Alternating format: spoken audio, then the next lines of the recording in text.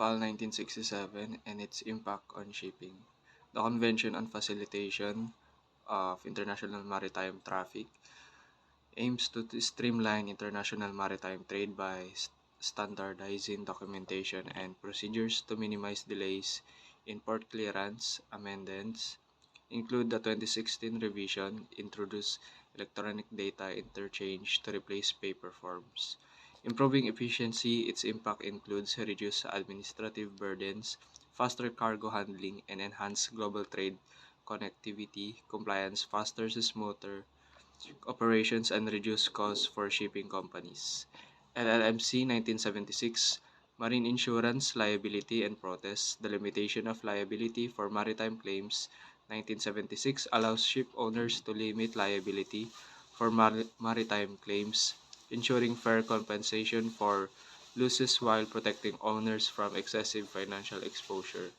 Marine insurance ties closely with LLMC, providing coverage for risks like cargo damage, collision liabilities, or pollution.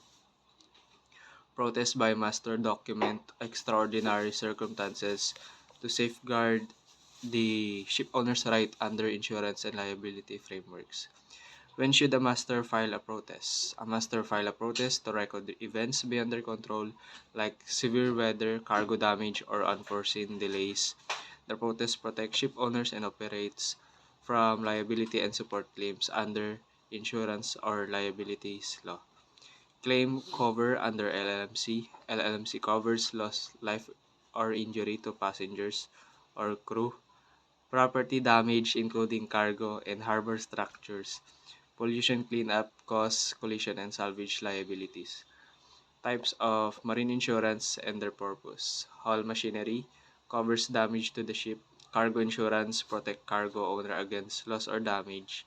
Protect and indemnity cover third liabilities, pollution, or injury. Freight insurance protect against loss of freight revenue.